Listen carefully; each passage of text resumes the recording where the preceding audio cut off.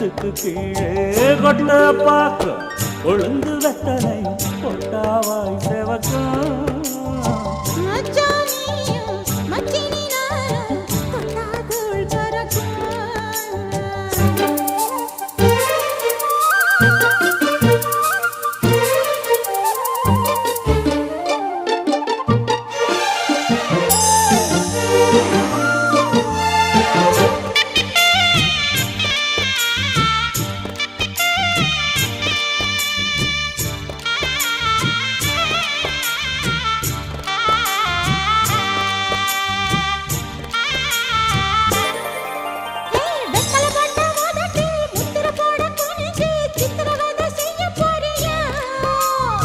வெத்தலை கையில் எடுத்து